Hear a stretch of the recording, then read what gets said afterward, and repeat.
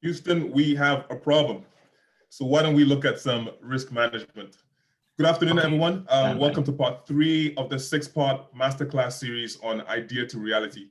It's a masterclass series brought to you by Project Management Institute and the Tony Alumlu Foundation. The series is based on looking at how do you go from idea to reality from the point of view of project management in entrepreneurship. So part 1 of the series looked at the overview of project management for successful entrepreneurs. Part 2 looked at strategy and portfolio management. And today's session is really about risk and uncertainty. You may be able to tell, but I'm really, really excited about today's masterclass. We have 2 really exciting speakers from very, very serious organizations from NASA and MTN. My name is George Asamani. I'm business development leader for Africa for PMI. I'm joined by Moses Adelko, who is Deputy Chief Knowledge Officer for NASA, and Frank Gerard Com, who's the General Manager Enterprise Business at MTN Cameroon. Both Frank and Moses are here as volunteers, PMI volunteers. They've kindly offered their time in support of this initiative, in support of PMI, in support of Tony Alumlu Foundation, and more especially in support of Africa. So I'm really grateful for their time.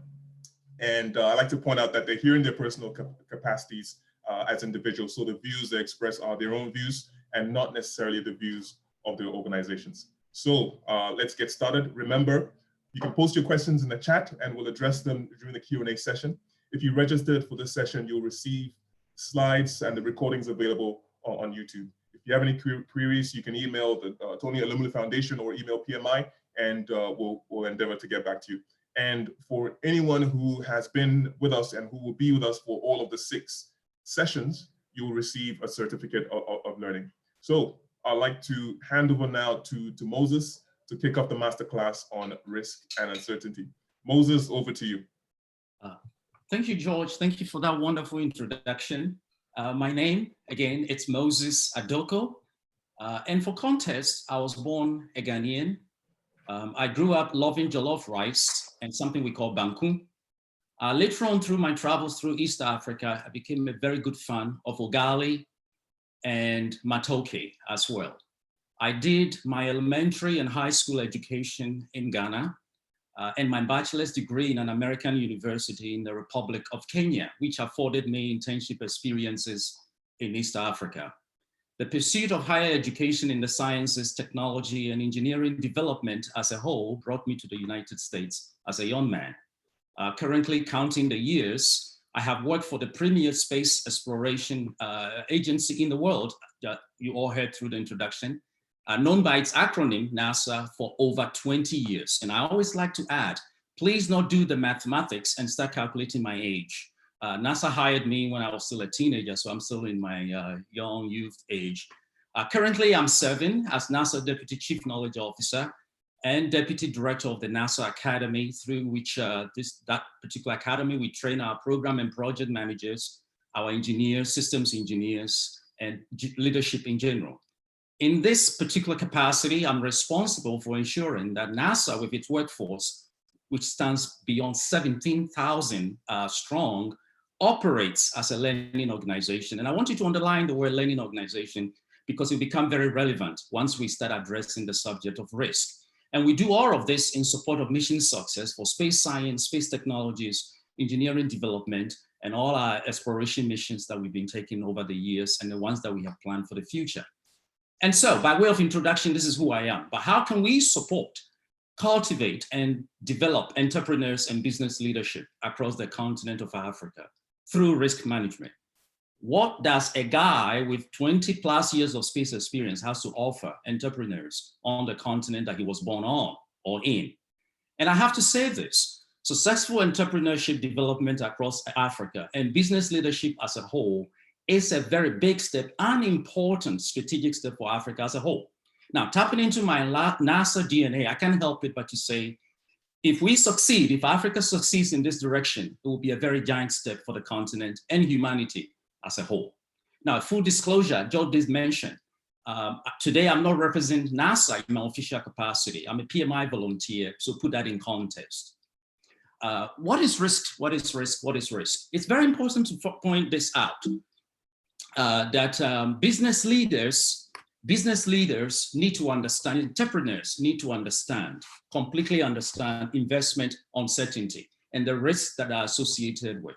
Teams at the portfolio, program, project levels need to align with that definition of risk that comes, or uncertainty that comes from leadership, so that they can limit the negative impacts as well as leverage the opportunities that comes through risk management.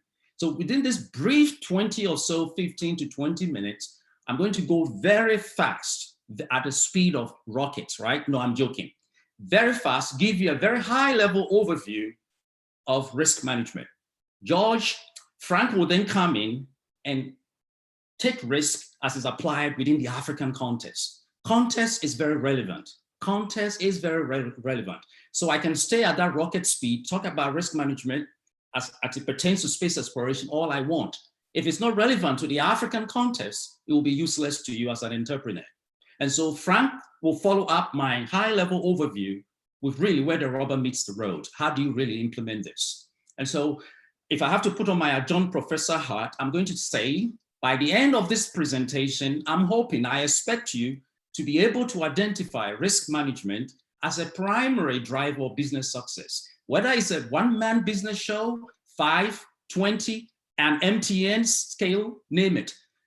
Risk management as a primary driver of business success. I'm also going to hold you accountable, adjunct professor hat, that you should be able, at the end of this presentation, know how to implement strategies to identify and mitigate risk at a various level. Whether you sit at an enterprise, portfolio, program, project, or even an individual level. And then I like this. Often when the word risk is used, it has this inherent connotation of, oh, it's risky, it's risk, something negative that is going to happen if I don't take care, if I don't plan against it. Not necessarily. You can actually leverage risk management as opportunities for growth. And I'll touch on that as well. Looking at risk as a positive impact to your business objectives. And then my last bullet in terms of my expectation for you when you go through this briefing that Frank and I will be bringing to you is that you should be able to demonstrate an understanding of risk management tools. They are tools and very basic processes. You can scale it up, you can scope it up, whatever your size, the size of your business operations. And the most important of all, when you talk about risk management, you also are talking about expertise, people. So I'll touch on processes, tools, and people relevant for executing effective risk management. So language is very, very, very important. In every undertaking, language is very, very important for every discipline. And for risk management, there are 4 key terms. There are more to come. And a little plug for PMI. If you go to the PMI, Project Management Institute website, they have an incredible resource on this subject, this discipline. So there are basic terminology that every entrepreneur, every business person need to know. But let me touch on 4. So what is risk? But before I even look at risk, I want to touch on uncertainty. So let me flip that, nonlinear. Uncertainty represents a state of mind, a state of limited knowledge, where you can't really define something crystally to say, this is what I'm looking at. So then uncertainty is certain. Uncertainty introduces complexity. When you don't know something, when you don't know the outcome of something, definitely you're faced with something that really is difficult or uncertain or results in uncertainty, complexity. That's what we say. But what is risk? Risk represents threats. And as I pointed out earlier, not just threats, but opportunities that can affect business objectives. What am I saying here? If you're an entrepreneur, if you're a big business and you have a mission, you have core business objectives, anything that mitigates, anything that threatens successful accomplishment or achievement of your business objectives is risk. It is a worldview. It's being able to conceptualize the threats. And there are processes and tools, as you will see shortly, for doing that. And then there are instances where something will emerge to a business owner or an entrepreneur as a risk. But as you begin to explore and analyze what initially appeared as a risk, as a negative impact, you actually begin to see opportunities that you can leverage to increase your business. The other term that I want to touch on is risk posture. What is risk posture? Risk posture, teams projects and organizations depict what we call risk posture. What is your risk attitude? What is your risk worldview? And at NASA, we have these two key terms. In fact, any technology development organization often has these two terms: risk averse or risk seeking. What does that mean? There are organizations that are pushing the envelope. Certainly Apple is in this category. We are literally exploring the limits of our limit. We are pushing things out there that has never been done before. So our risk posture, you can describe NASA as an organization that really pushes to the limit. And so our risk posture, we actually encourage our scientists and our engineers to actually take risk. When we say risk, I quickly come back and say no stupid risk, right?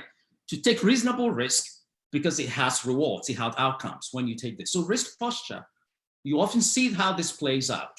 Now, the way you often see this term, risk posture of organizations, individuals, entrepreneurs, is that some conduct front-end analysis and assessment of all known, both known and unknown risks. Others' decisions and product representation tend to be informed by risk. What does that mean? These days, there is this, it's almost a new, even within PMI, it's a worldview where every requirement, every key decision you make in an organization, as a leader, as an entrepreneur, you want that particular decision to be informed by risk. In other words, you step back and look at, project all the possible risks that can affect, can impact, negatively impact, or positively impact your business outcomes, and allow your subsequent decisions to be informed by those risks. There are a lot of research, a lot of writings out there that point to the strength of leaders or entrepreneurs allowing their key decisions, strategic decisions, to be informed by risk that threaten that enterprise, that portfolio, that program, that project, that sector, that industry, that country. It's very powerful when you step through it this way. And why is this so important? In the past, we tend to go by requirements. I have a set of requirements for my business and I want to do this, this, and then you charge.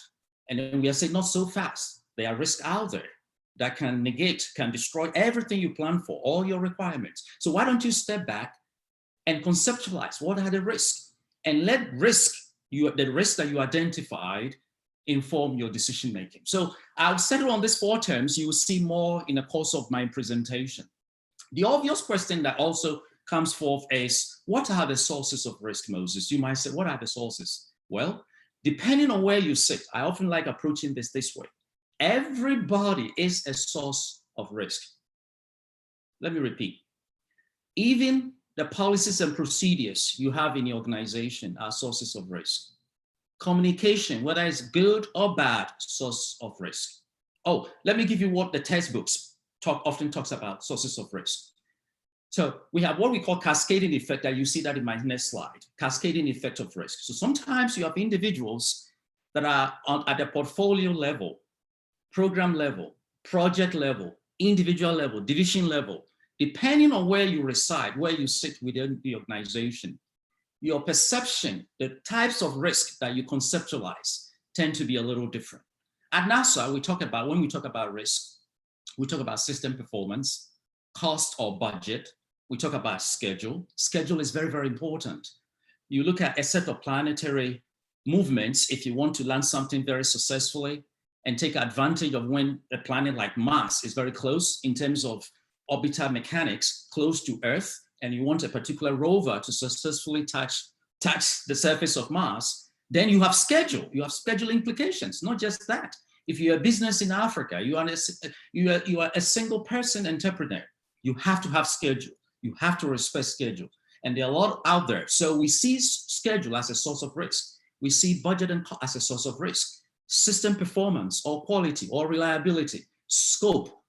I can go on and on and on. In some instances, your source of risk will be coming from talent, the pool of talent available. You may have a product in mind, a particular line of business in mind, but you look around that particular geographical area and you have no talent to support you to execute, to implement that. So guess what? Talent has become a risk.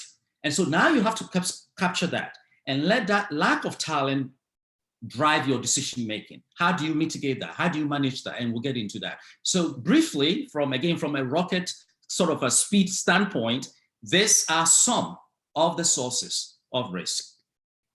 Let me move on to PMI again. There are a lot of terminology. Again, we are still speaking the language of risk. You will have risk assumptions, opportunity, threat. I've already talked about opportunities that are available when you begin to manage risk. Anything that mitigates against your business objectives, threatens them, is a threat. Then what is an issue? What is a problem? So let's look at some of these terms briefly.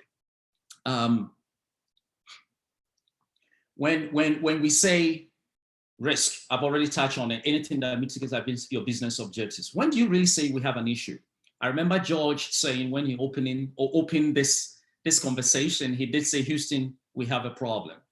So an issue, let me step backwards. An issue is when risk actually occurs. When risk occurs, we say we have an issue.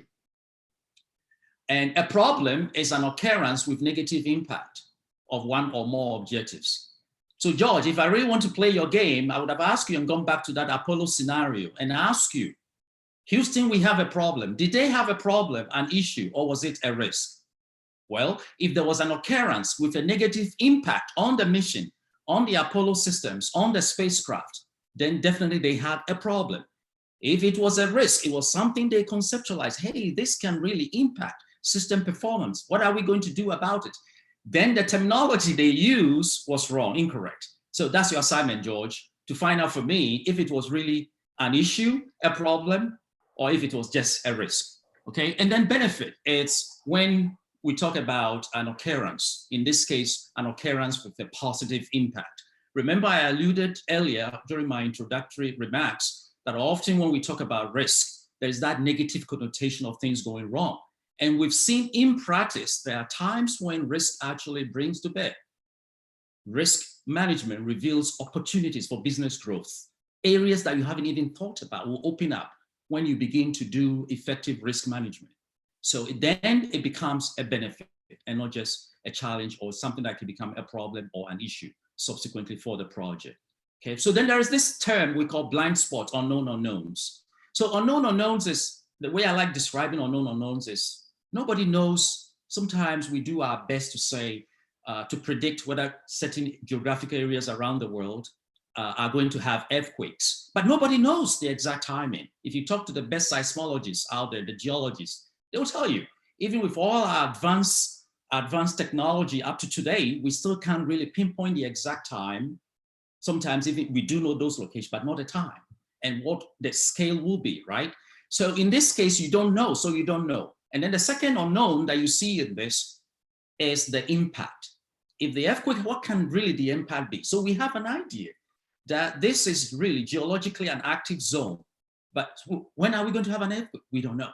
In the same token, as an entrepreneur, you may be operating or planning in a sector with two unknowns. You do know something is going to happen eventually, but you don't know when that's going to play out. And when that plays out, you don't even know what the impact will be. Guess what? Effective risk management tells us you still have to capture these unknown unknowns and to see what you can do about it. If nothing at all, to plan for those things happening. You don't want to sit and say, I really don't know when this earthquake is going to happen. And when it happens, I don't know what the impact will be, so I'm going to do nothing. Risk management, leading indicators and leading performance practices within risk management says, no, don't do that. You still have to track, you still have to monitor, you still have to manage these unknown unknowns. So enough of the terminology. Cascading, I did introduce earlier, I did talk about this concept of cascading. This is really neat. You may be saying I'm an employee at MTN or at NASA, and I'm way buried down there. Nobody even knows about me. I'm just a mechanical engineer doing my work out there. Guess what? You can be a source of risk. And that risk can propagate, can come up all the way up to the portfolio level. If we have time, I can give you case studies upon case studies where projects, a 5-man, 2-man team have played literally, I won't say mess up, but play with risk that propagates all the way up to the portfolio level, and vice versa. You can have a leader at the portfolio level, at the enterprise level, making decisions that are not informed by proper risk management practices, or risk that came up. You could talk about something like poor budgeting, right? poor, but at the enterprise level, portfolio level. It introduces risk into the system that can also propagate, can play down all the way up to where teams and projects are being impacted. So the way we conceptualize this is to say, you often hear about the cascading concept of risk. So when we get into the risk management approach, you're going to see how we talk about the iterative nature of risk management. And this is the reason why. You can't simply say, I'm going to manage my risk at a portfolio level without any impact, any transferred effect on programs and projects downstream. And so when you're managing risk, you have to stay aware, you have to communicate, your awareness has to be like 360 as to what's going on. For the sake of time, I will skip this and move on to the next slide. So you can find this from the PMI website, but basically this is very high level, rocket speed, rocket level, spacecraft level in low Earth orbit, so to speak, where the International Space Station is, as an example of looking at risk management laid out for you, okay? So you have initiation, you have planning, execution, and closeout. And let me say something before I forget it, since I'm really going so fast. Effective risk management begins with planning. Don't play with the planning. Very, very important. It begins anytime you get a piece of project, you initiate as an entrepreneur, as you begin day one, working on your project, working on your business, please start thinking about risk management from day one. Start planning. How are you going to manage the risk? Every undertaking, every human experience has risk, and we manage them. In fact, we do this without even thinking about them. So this is the PMI layout approach to risk management. The next slide is another high-level walkthrough about how you actually do this.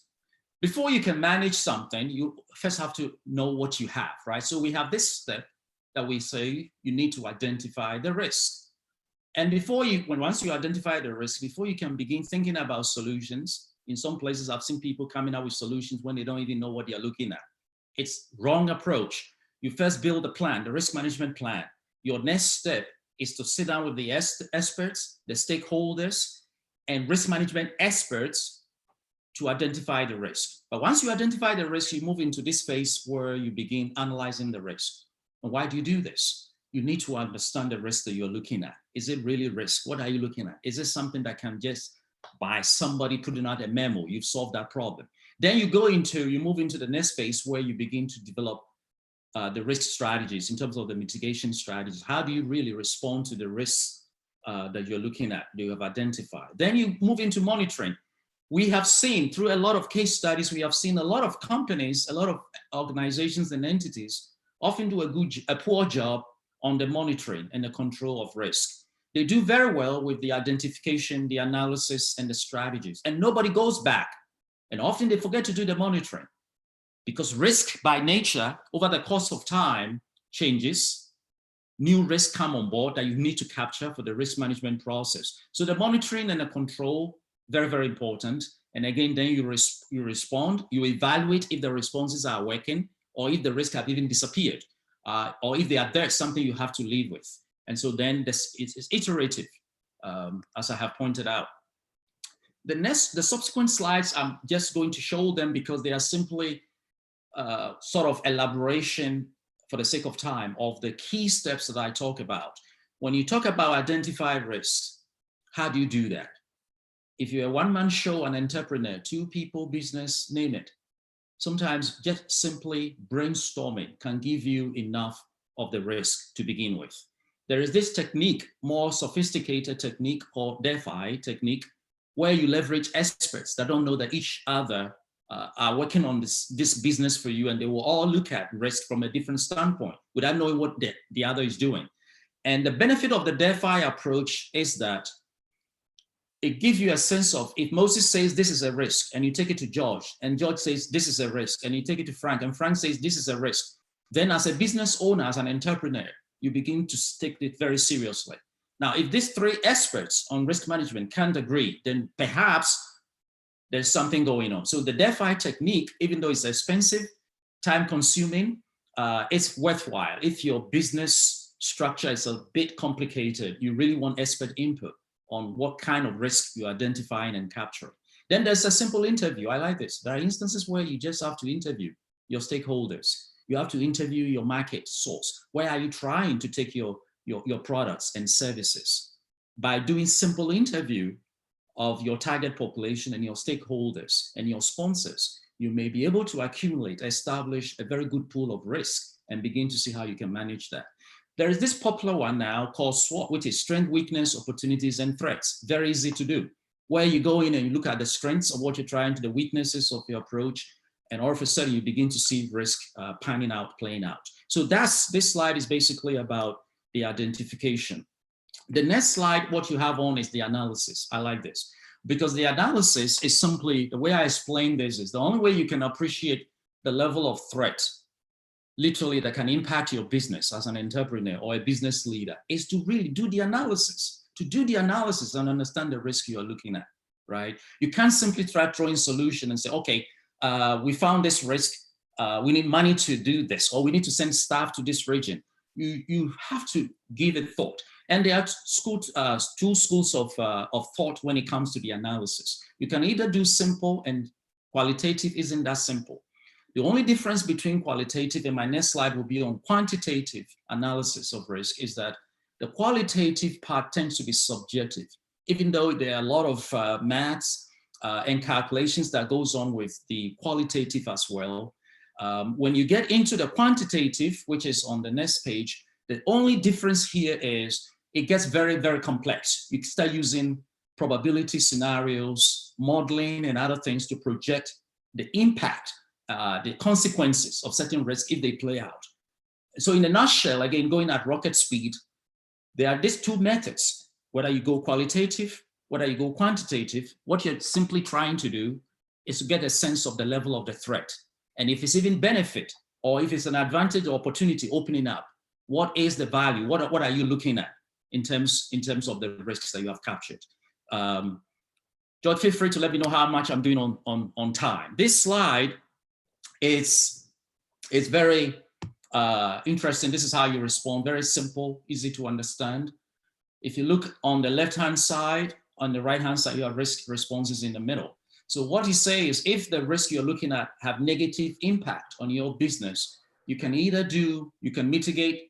Oh, by the way, often when people hear the word mitigate, they think you are doing away with the risk. No, you're simply trying to tone down the impact of the risk, but the risk may exist with you throughout.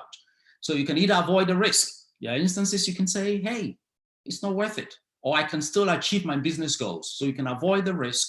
You can transfer the risk to another organization. If you are in a big enterprise, you can look very closely and say, this particular risk belongs to this division, this branch, this directorate, and transfer the risk. You can either accept the risk. There are instances where you have to accept the risk and say, this is my risk. Or in some instances, contingency funding, building a little bit of schedule into your planning can help you to respond to a certain type of risk. Now, when the risk plays out to be an opportunity, I like this. When it plays out to be an opportunity, what do? You exploit it. Don't even play. This is where, as an entrepreneur, you really have to sit up like I just did and readjust yourself. And wait a minute, I was expecting to see threats to my business objectives. All of a sudden, I'm seeing this opening up. Please don't play and close your eyes and say, well, I came in here to only manage threats, right? Sit up and look at the opportunities opening up. This is the fun part of risk management. I have seen this play out very nicely in space exploration when it comes to research, our R&D work. Some of our scientists, experts will go in thinking to do one thing. And out of nowhere, when they are managing a sort of the same concept, risk, areas that they have never thought about initially begin to open up. And so then they will come to the board, they will come to their sponsors and say, team, Moses, you guys, do you mind? This start playing out this way. Should I go further? You have no idea how many risks have popped up that way. I'll give you a classic one. If you go to the NASA website, we have this product we call spin-offs, huge technology that are literally helping economies on this planet Earth, nothing to do with space. They came about because when NASA embarked upon space exploration, through our development of technologies and engineering, we found these products that can benefit us here right on Earth. Can you imagine that? So somebody goes in to manage the risk associated with what we are trying to do in space, and they begin to see all of these opportunities in terms of the application of the offshoot spin-off technologies. Same concept here. When you go into your risk management profile as an entrepreneur, please be alert and start looking for the opportunities while still putting strategies in place to mitigate against, to work against the threat, to confront the threats that your business faces. Monitoring, I've already touched on this. Please don't play with monitoring. If you are the CEO, if you are the executive, make time to attend your risk. There are, in some cases, there are risk control boards. Make sure you attend their meetings, track your risk, ask questions, find out if individuals are monitoring those that were assigned. And if you make time for yourself to monitor and control the risk. Is the risk playing out? Has the risk disappeared? Do I have new risk emerging? Right now, there's COVID-19. Frank will get into it. Is it popping up? Is it popping up new risk that initially I didn't think about as threat to my business? Oh, and then the Moses' favorite word, opportunities. Is this new emergence bringing up opportunities for me as an entrepreneur to leverage? And so the control, the monitoring and the control aspect is very, very important. Is very, very important. So on that note, I think I've done well on takeaway. I have to say this, the takeaway is please go into risk management with this mindset, nothing negative about risk. Embrace risk management as an opportunity for you to expand your businesses. Risk management, I always look at it as an opportunity to prevent problems, Bottom line, it's worth your time, your resources, your expertise to really do this. And as leaders and entrepreneurs, allow the concept of risk management to inform your decision makings. And so at this point, I'm going to transition to pass on the baton to Frank. Yes, Moses, thank you. I hope you can hear me. Yes. Yes, thanks, Moses. Wow, talking after you is a challenge, but I think we're gonna get up to it, right? Yes. So I'm really happy to be here. Thanks to the foundations and the PMI, the Tony Elemo Foundation and the PMI. So you have touched a lot on a lot of things. I will, as you said, you rightly said, I'm mostly here to bring that to the ground, as either entrepreneur or business manager. How do you actually take those concepts and where do they fit in your business life cycle at which stages? Either where you are running a startup, whether you are just thinking about your idea, or whether you are running in a corporate. So this is just to say about me. I'm presently general manager MTN business in MTN Cameroon. I think most of us here, or most of the participants, MTN, the leader operator, the most admired brand. But again, as a disclaimer, I'm mostly here as a volunteer to PMI because I'm passionate of project management, and I have various roles in the project management. I've contributed to setting up the PMI Cameroon chapter in Cameroon.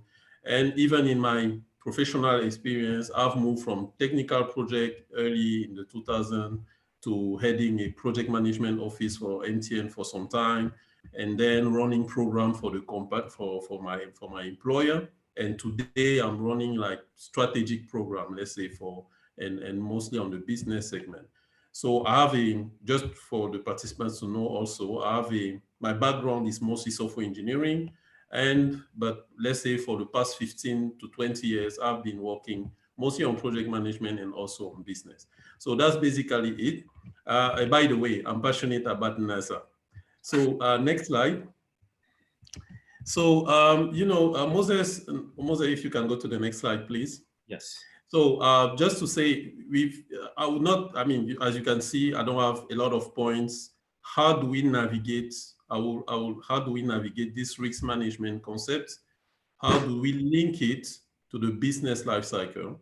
And then I will go into two experiences, one in a startup and one in a corporate.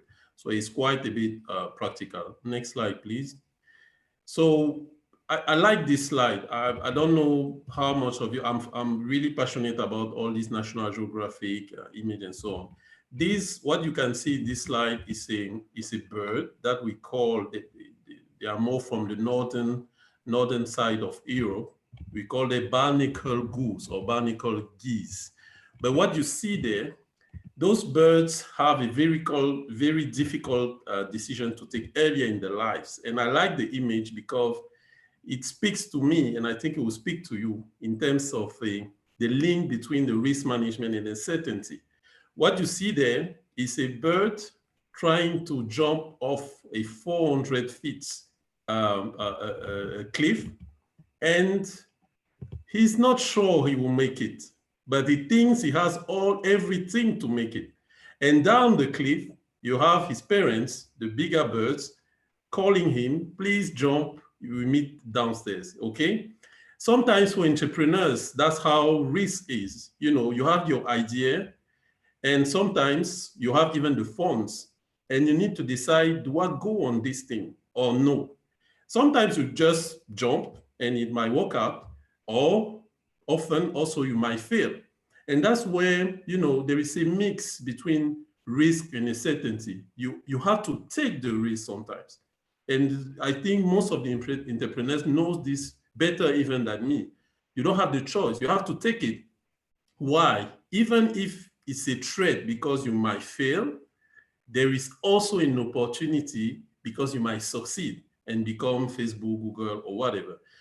The question today, I mean, when we talk about risk management or uncertainty, is how do you go about it? Because actually, it's not just luck.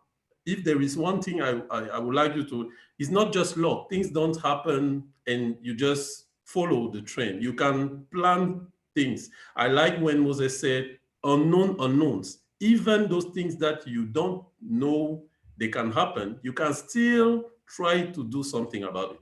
So if you can go to the next slide, I really wanted you to show this image. And then on this one, I will not repeat most of them. It's just if in one picture you need to keep in mind, and I will explain them in, let's say, in practical words, because Moses has explained you all these words, you know, opportunities. We know already, you know already that opportunities are positive risk, threats, negative risk. You know what they call the risk posture, the posture in terms of attitude. What's your attitude versus the risk, appetite, tolerance, or threshold? But practically, what does it mean? Simply said, risk goes with, still on the same side. Simply said, risk goes with uncertainty. It's part of the decision, of the definition of risk. It's linked. You know, a risk, you will see it in the PM book, you will see it in any reference. Risk goes with an uncertain event or condition that happened. But the interesting part in the definition is the impact. So the impact can be on your project, on your business, on your strategic objective, everywhere. As an entrepreneur, you need to ask yourself, do you really want to let any event happen and impact everything you have invested on for your activity? No, I think the answer is no. So that's why you should focus on this risk management. It's really important. And I will detail that later. So let me summarize this slide again in simple words. What Moses told us, if you want to apply it, it tells us first, when we talk about planning, you should be proactive by planning how you will manage your risk. And it starts by asking the question, because I think only 1/3 of the people or entrepreneurs will even ask themselves the question, how will I manage if this threat or opportunity happens? So it starts there. If you do that, I think you have already done 70% of the job. So it starts by being proactive. It means planning how you manage the risks. Otherwise, you will find yourself being reactive. You will start chasing issues, issues after issues, problem after problem. So that's why you need to have your plan. It also translates into setting or identifying what degree of risk you are ready to take. That's what, in other words, was called risk appetite or risk attitude or risk tolerance. It depends on the type of business you are running. Are you ready to take to risking your house? Some entrepreneurs have to invest on your house.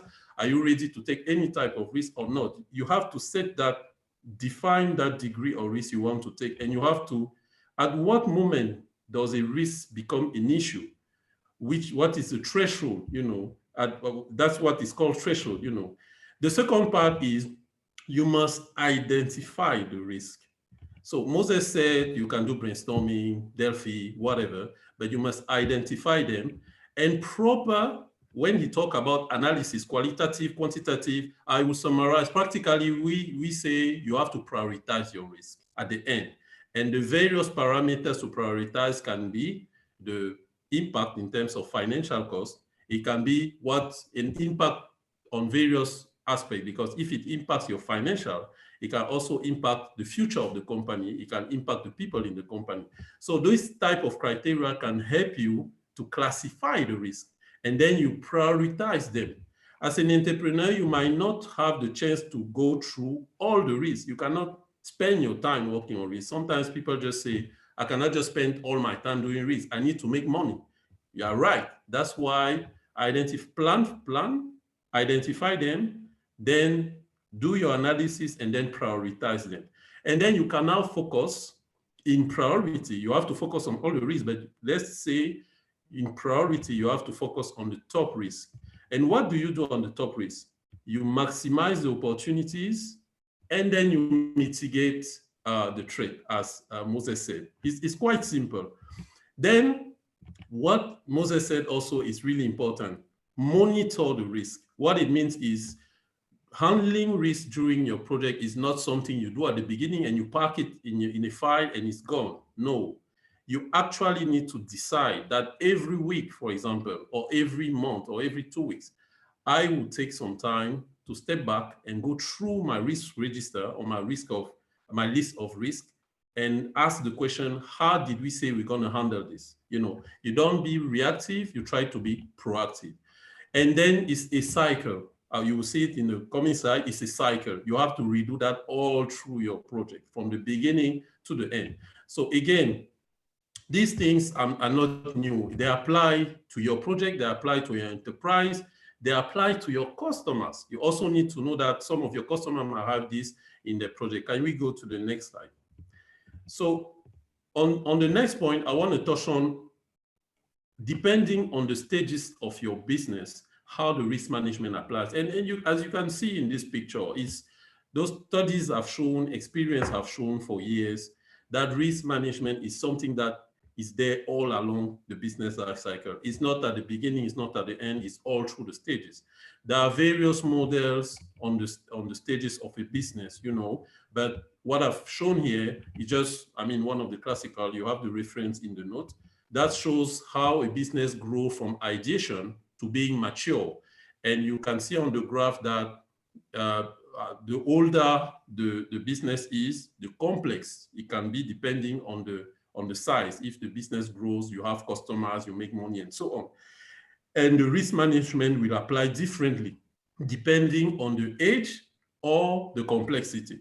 So at the beginning, again, to be practical, at the ideation, for example, and again, you will see that in the notes, at the ideation, your focus is actually to make your idea a reality. You want to start, you want to have customers, you want to launch your product, you want to make sure you want to get funding, right? Then at that beginning, your key risk, of course, is to know, do you have even a market for that product? Can you make that product? Do you have the people to make that product? Will your product be sustainable?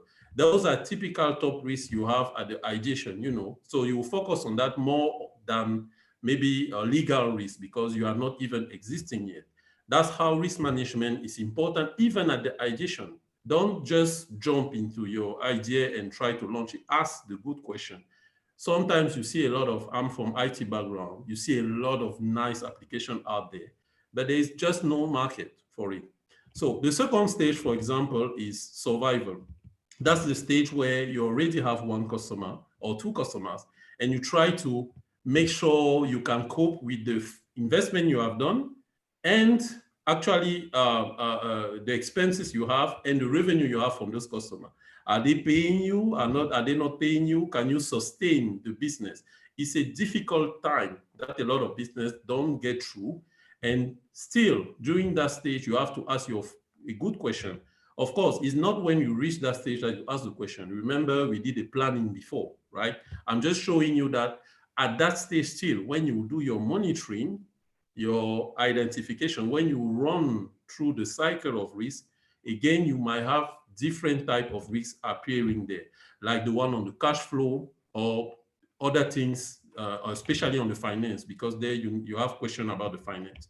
The third stage is where, let's say, you can say you have already succeeded. You have maybe 5, 10 customers. You maybe after 2 years, you already think your business, I mean, it can go up. You start planning to scale your business.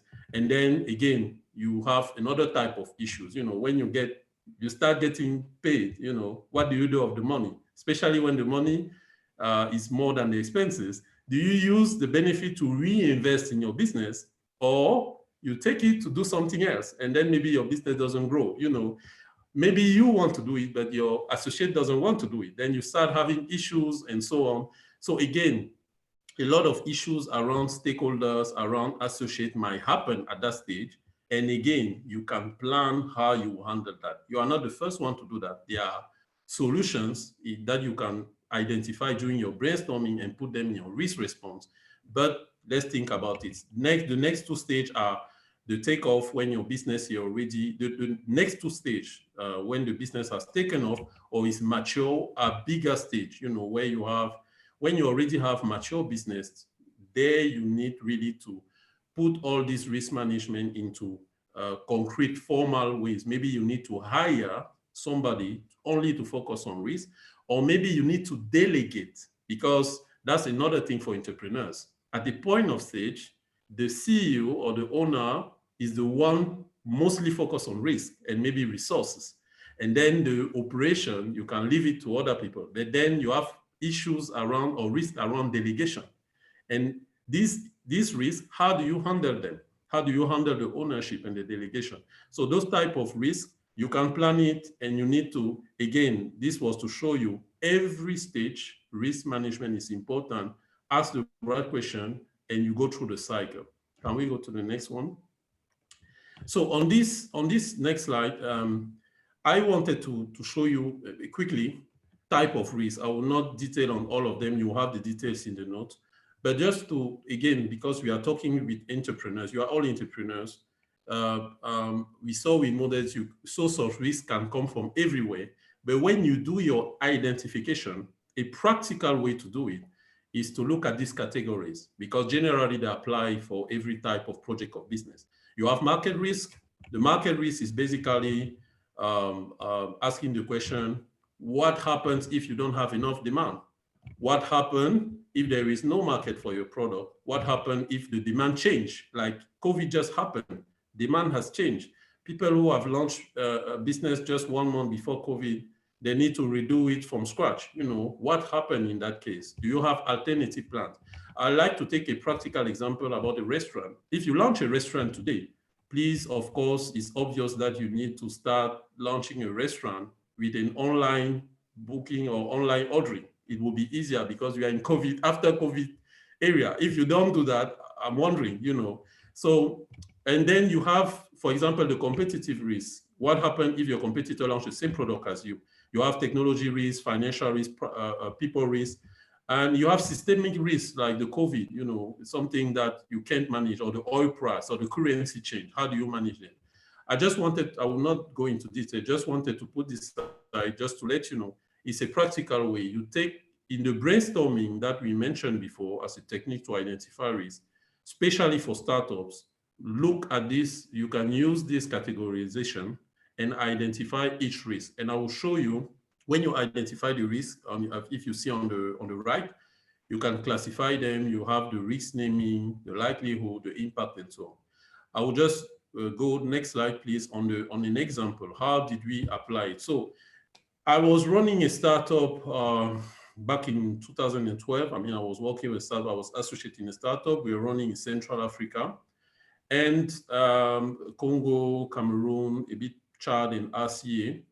It was in software engineering, a consultancy. We were doing services for IT, but we were working with public sector. running system with public sector. And when I talk about public sector in our environment, the cycle for billing to be paid and the change in business and the competition with big corporates and so on. So it was quite critical for us to be really attentive to risk in that context. Otherwise, at any point of time, your business can be killed, for any change, maybe we change a minister or we change there is a decree at the journal and then your business is gone. So we went through, from the start, our risk planning set up a proper governance where we decided, I'll just take an example, as the head of the project, for example, in the Congo, I was the only one to decide whatever document we send to the government or who stakeholder we meet.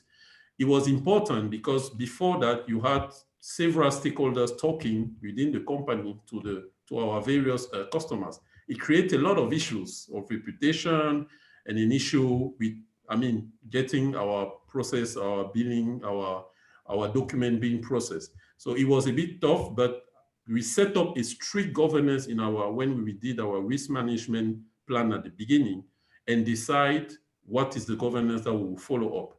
From there, we did proper, as you can see in the table here, we did a proper identification. On the market side, as I said, there was a risk of every change of a person, there was a risk, there was no clear, what we call schéma directeur en français, there was no clear directive on how the government wanted to run the business. So there was constant change of features and change in needs. So to be sure we are not too much impacted if you have done software engineering, we were obliged to have constant engagement. So we had people who were constantly talking to the customer to be sure that we capture right ahead the changes and avoid the cost impact of having those changes coming along the way, because in software engineering, managing change in feature is really important. I will take one risk, which was a big risk, because I said when you identify risk, you have to prioritize them. One of the top one that we had is the one on the legal. Actually, our project at the time did not have a proper contract. You operate in an environment that can change at any time, and you don't have proper contract. So we had to set up an aggressive plan to make sure we regularize that contract. And we did by, again, it was stakeholder engagement. We had several visits with various top players in the ministries and the government there to make sure we finalize that contract. And actually it was done, and it helped us sustain the business for a few years before other things like competition and so on happened. I'm cautious of time, so I want to maybe stop here and go to the next one, the next example. This one is mostly corporate. I wanted to show this example due to the context of COVID. We all read about COVID, but actually when it hits the ground, it means business needs to reinvent themselves. This is an example of a business unit. How do you manage continue serving your customer when you can't go out and meet them? How do you do that? And did you have a plan actually? So fortunately, in this case, there was a business risk, a business continuity plan that was set at the beginning. Corporate usually have the proper governance. You have risk committees. You do your business continuity plan like every year. You review them twice a year.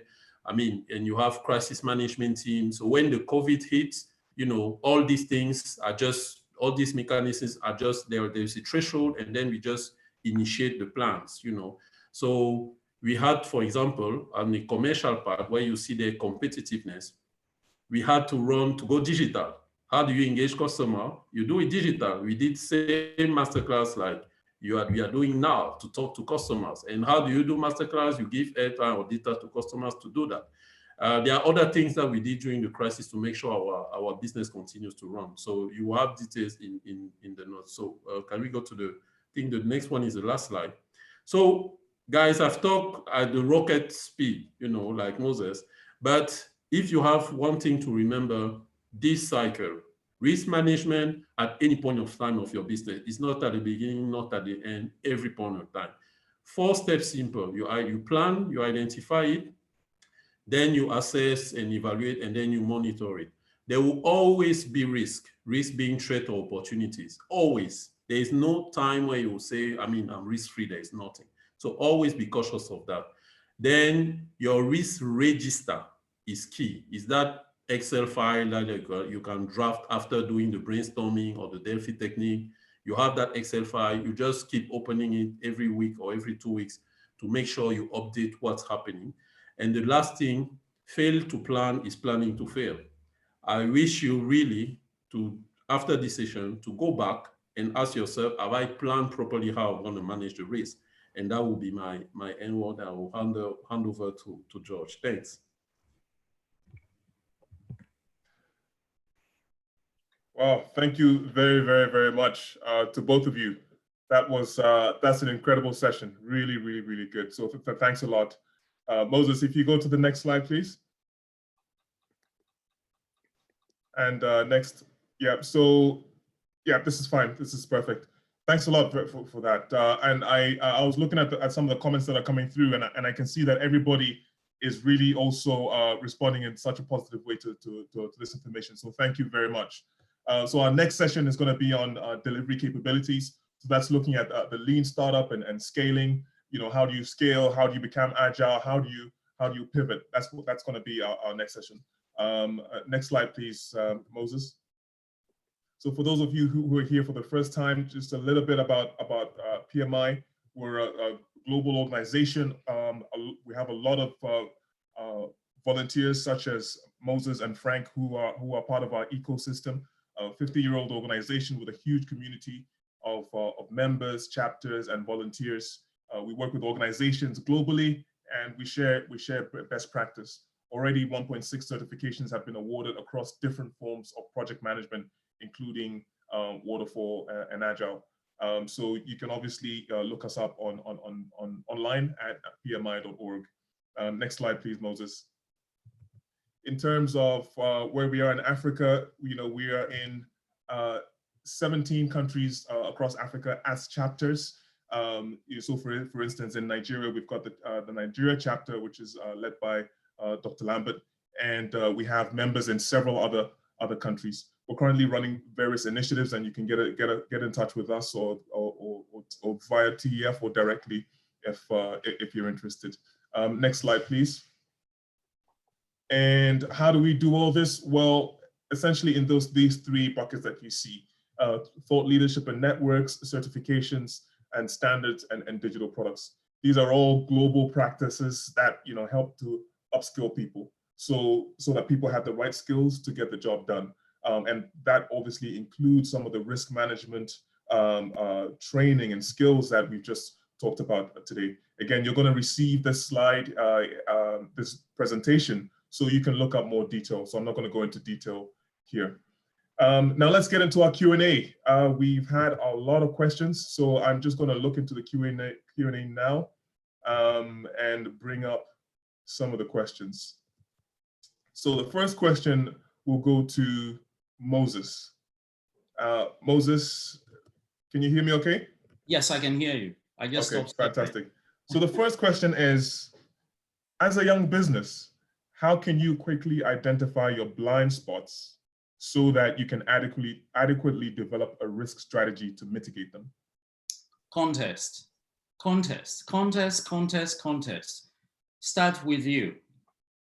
Your strategies, the goal, your business goals, your environment. Where are you? Where is this business going to operate? Look, geographical, political, the business, the legal framework, the statutes in place, competition, contest.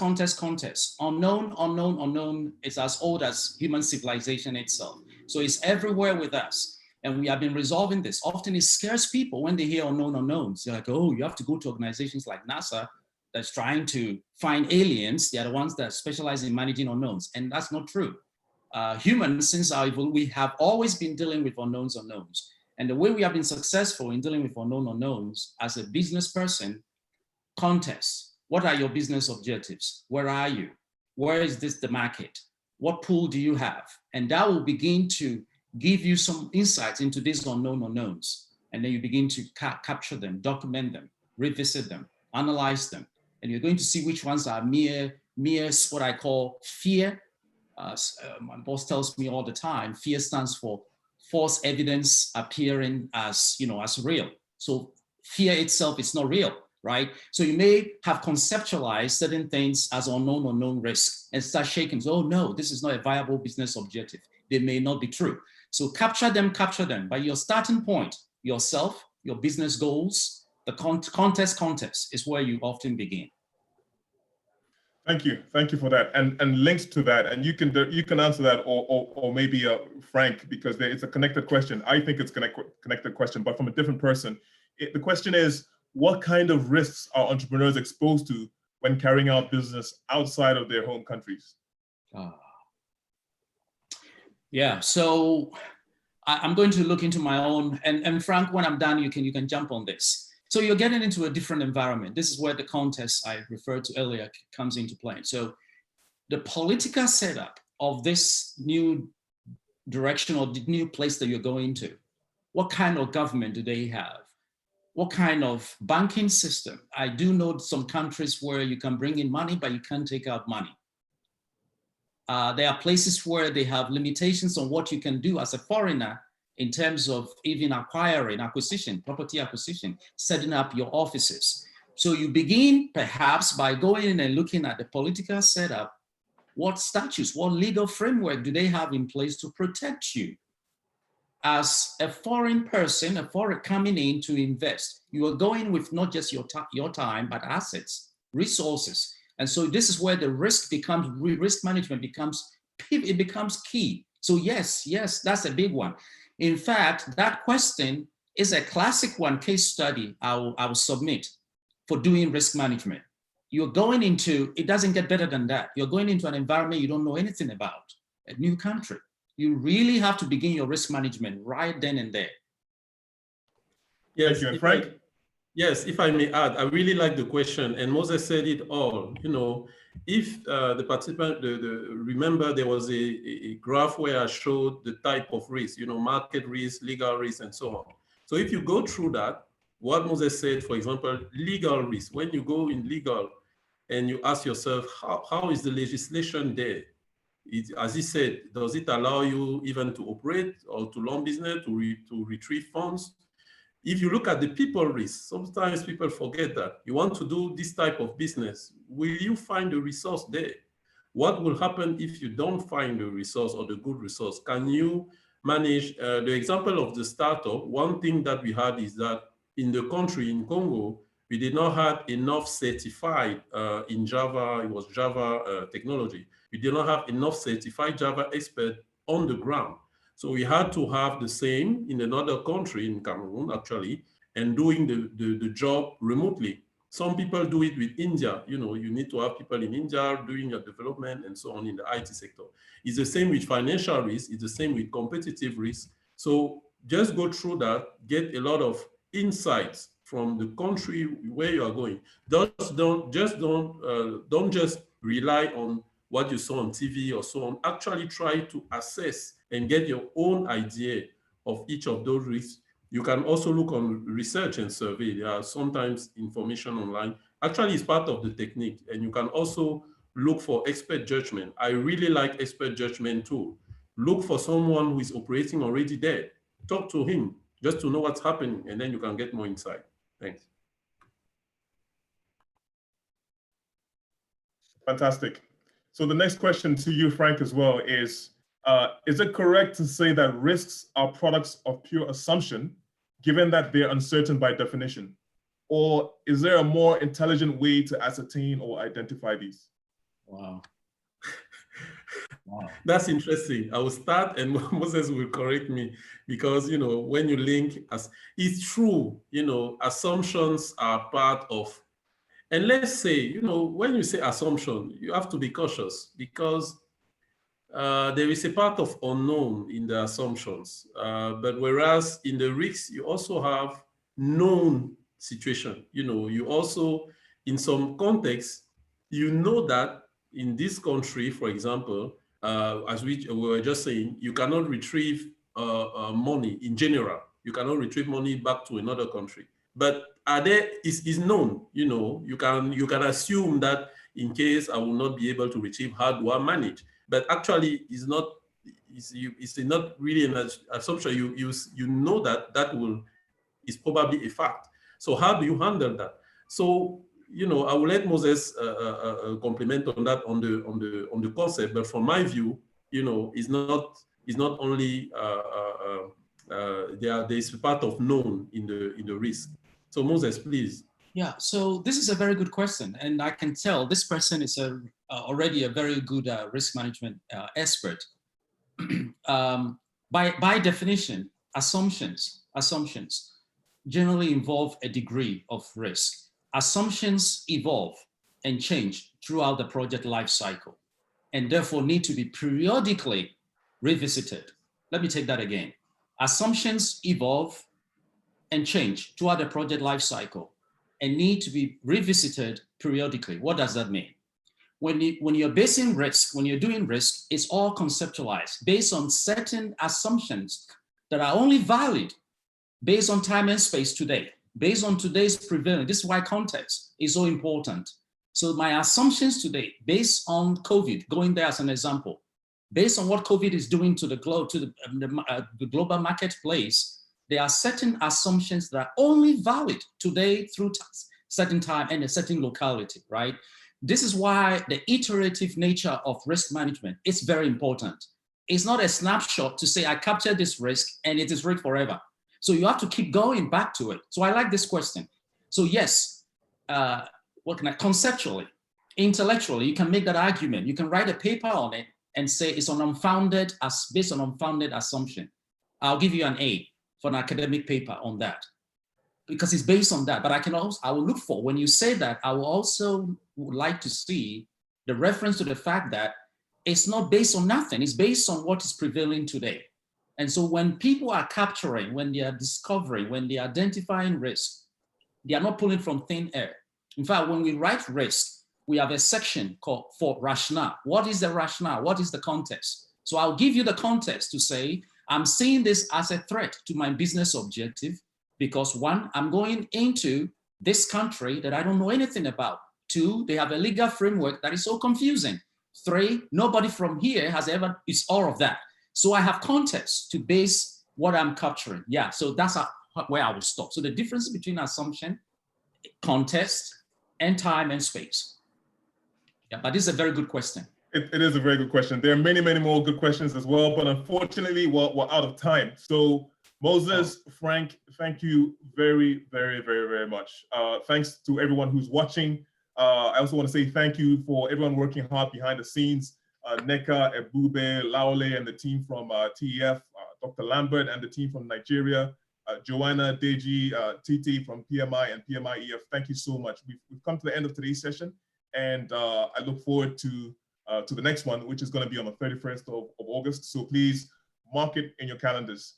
For anyone who registered, we're going to send you this the deck, the PowerPoint, so you'll be able to see the details there. Look out for those slides. And make sure you register for the sessions that are coming up. Once again, thank you very much, everyone, and enjoy the rest of your day. Thank you. Thank you.